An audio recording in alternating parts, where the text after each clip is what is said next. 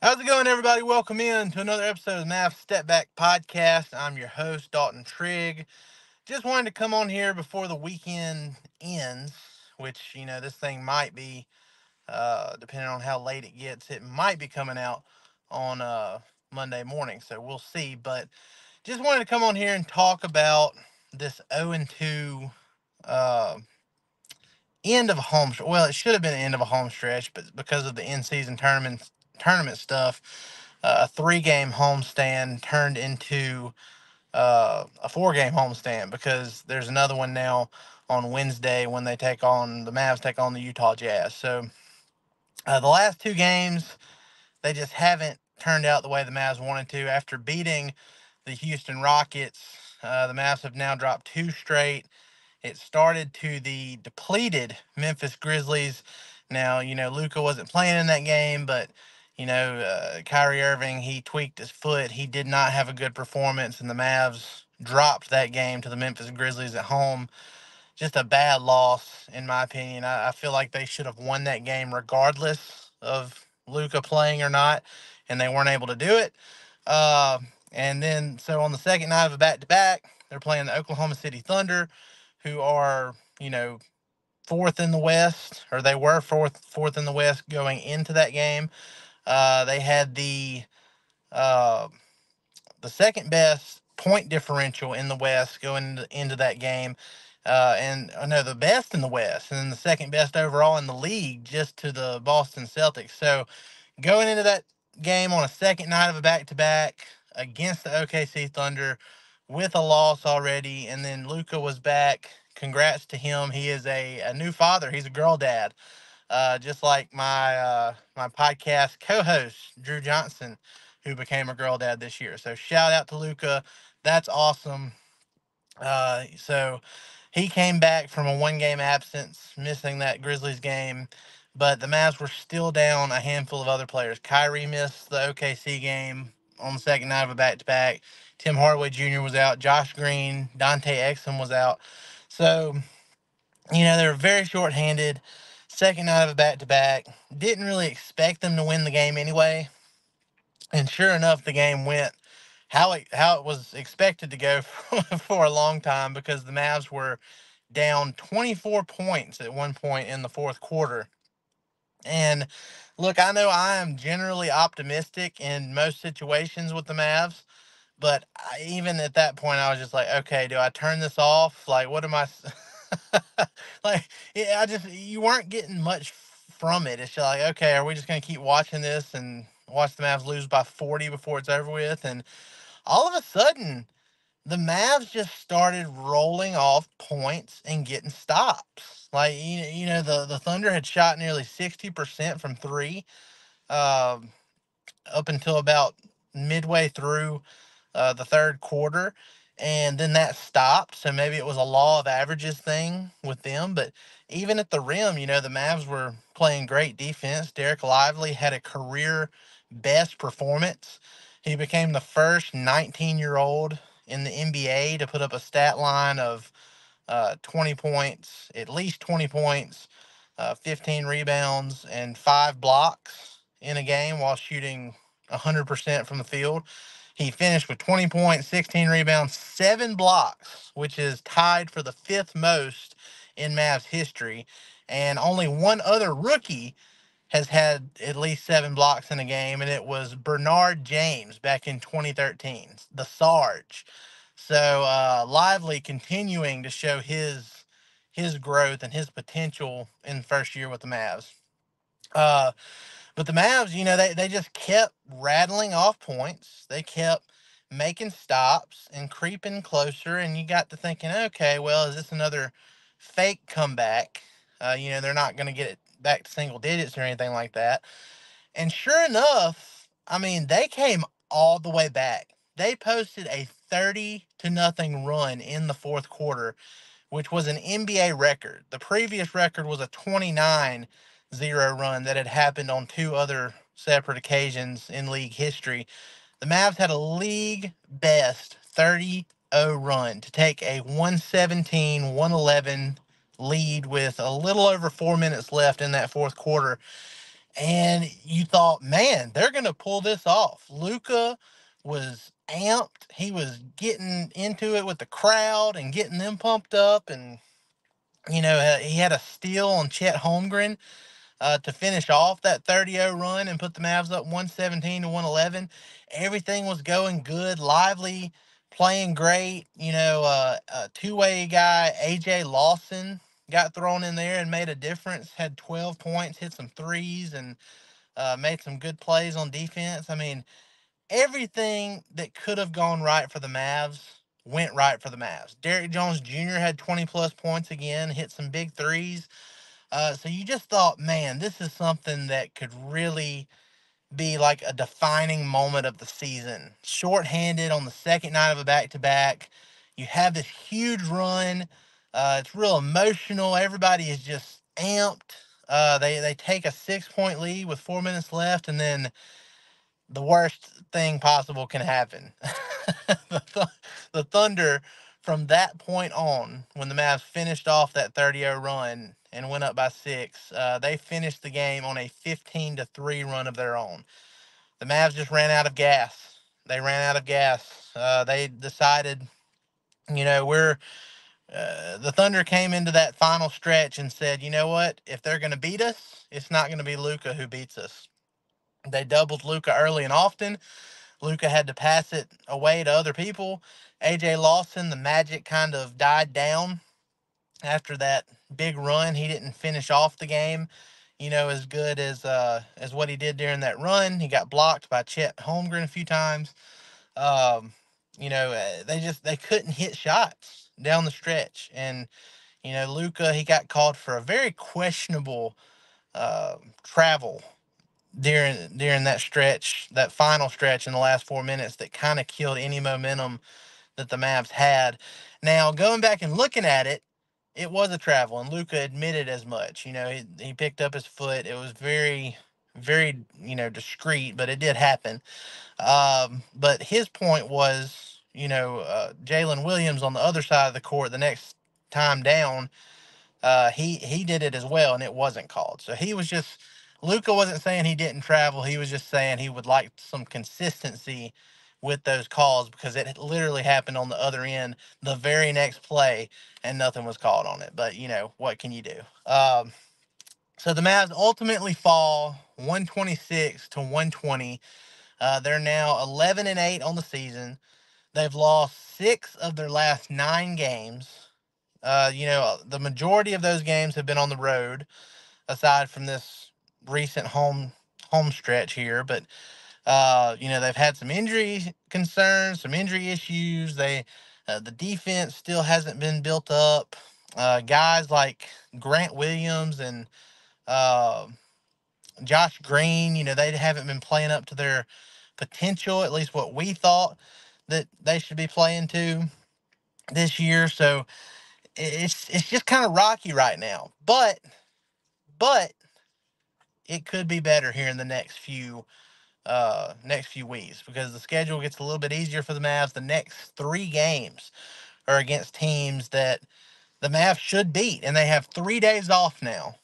3 days off before they play the Utah Jazz, the Portland Trailblazers, and the Memphis Grizzlies again. Now, if Luka and Kyrie, that both of them should be good to go. Josh Green should be back. Tim Hardaway Jr. should be back. They're going to have a full roster, a healthy roster, unless something crazy happens in practice, within the next few days. They're going to have a full healthy roster going into that game against Utah. It's got to happen now. They've got to get back on track. They've got to get 3 wins in a row. I saw somebody on Twitter say, "Oh, well, 2-1 in this next stretch." No, now you got to get 3 straight wins right here, going into that fourth game on the schedule, which will be against the Lakers. And we know how those Mavs Lakers games have been, the recent history in those games. So you got to get 3 in a row here, in my opinion. I mean, if you don't, then it's looking like how it's looked the last 2 seasons, where the Mavs have been a 500 team after the 30-game mark, which is crazy. I mean, I just keep it's in the back of my head with every single game. Every single game, it's like the Mavs should have won, but they end up losing. that pops into my mind. Like, is this team really going to be a 500 team at the 30 game mark for a third consecutive season, even after all the additions to the roster over the summer, all the improvements? They have more talent this year than they've had over the last 2 years. Well, it's kind of up for debate on that first Jason Kidd season, because that was before Dorian Finney-Smith and Reggie Bullock were uh, I don't want to say cooked, because that sounds disrespectful, but that was before they had the Western Conference Finals run and they looked fatigued that following season. So it's up for debate on which team had more talent. But definitely you have a better center. Definitely you have a couple of better end of the bench guys, and in Derrick Jones Jr., who he's actually started most of these games. He probably, in an ideal scenario, he probably shouldn't be starting, but he's filled in well. You got Josh Green, who's in his fourth season, had the contract extension. You thought maybe he'd take a next step. Hasn't really done so yet. You got Lively performing well ahead of his years. And that's probably going to continue to get better as the year goes on. And then you got Luka, playing at and we talked about Kyrie too, but he hasn't been playing at the level Luka's been playing at. Luka's been at an MVP level this season. Nearly 50% from the field, nearly 40% from three. Last night against the Thunder, he had 36 points, 15 rebounds, 18 assists, 2 steals, and 2 blocks while shooting 50% from the field.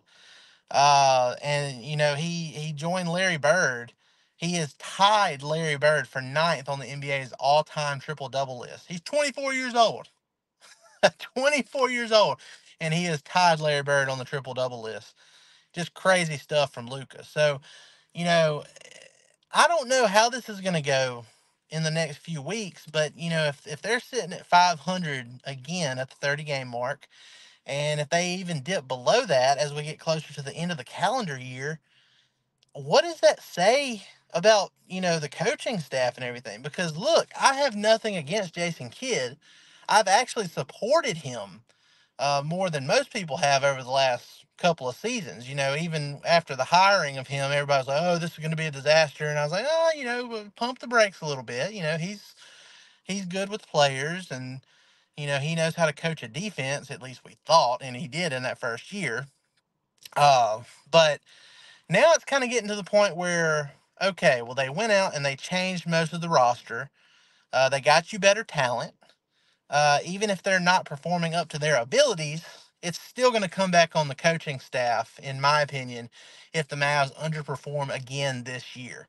Whether that's 100% fair or not, they're not going to go and Mark Cuban's not going to blame Luka, who's putting up MVP numbers, if the Mavs are at or under 500, halfway through this season. So, I don't know. The pressure is going to start to be ramped up a little bit on Kidd if the Mavs don't turn this thing around. But the team believes that a turnaround is coming soon.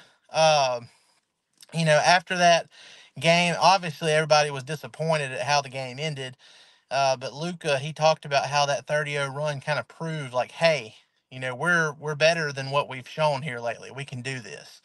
Especially if that was, some two-way guys with Luka getting the job done there. Luka, Dereck Lively, and two-way players.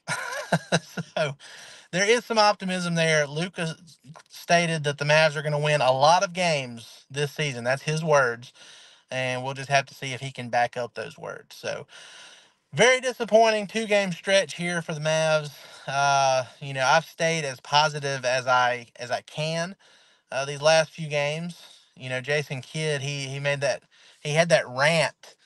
I think it was after the Rockets win. Yeah, the Mavs beat the Rockets, and he had that rant with Tim McMahon, and told him that he, quote unquote, needed to write some positive shit, because people would read that, saying don't always be so negative all the time. And that was his message to the media. And it's like, and McMahon said, well, you've made it a lot easier to do that so far this year.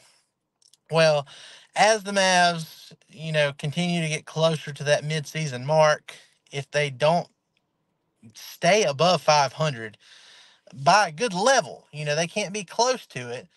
The longer they stay in the range that they're at now, and if they keep losing these games that they should potentially win, then it's going to be harder and harder to stay positive. I'm doing it.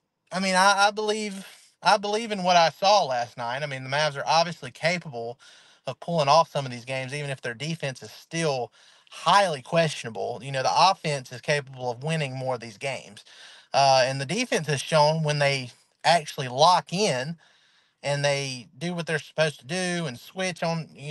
Don't take their time switching, everything timely, and everybody's effort level at 100%. They've shown what they can do. I mean, you don't just go on a 30-0 run by luck. I mean, it takes a lot of effort to do that too. So if they can have more of that effort on a consistent basis, they should be good going forward. But we'll just have to see. But guys, look, I appreciate you joining me for this brief recap pod. I know hadn't been on here since the Rockets episode, but we have a ton of stuff up at DallasBasketball.com. Please be sure to go check that out. It has been bumping over the last few days. Lots and lots of good stuff. And also go check out Math Step Back YouTube channel, where we are getting closer and closer to our goal. My goal was 15,000 subscribers by the end of the year. I think we're at about 14.2, maybe 14.2, 14.3. So we're getting closer there, and I believe we can get it this month. And I appreciate every one of you who have gone there and subscribed and give us a bunch of likes and comments and all that good stuff over there. I really appreciate you guys. Also, be sure to go like, rate, and subscribe on all your favorite podcast platforms. We're on Apple Podcasts, Google, Spotify, all that good stuff. So appreciate y'all. Be sure to go leave a review on Apple Podcasts so you'll have your name thrown into the hat for future giveaways. I don't know if y'all follow me on Twitter. You saw it the other night. I said, well, if the Mavs win this game, then we'll give out a Kyrie Irving jersey. And the Mavs ended up winning, and I did. I gave a guy a Kyrie Irving jersey, shipped it to him. He had it in the next 2 days. So we do that stuff every now and then. It's random, but that's how I pick is, if guys, if you guys who go and leave a review, put your social media ad on there, it's throwing your name into the hat for those random giveaways. So, y'all, I appreciate it again. Thank you. Y'all go have a great rest of your Sunday evening or Monday morning, if that's when you're listening to this. And I will see y'all next time.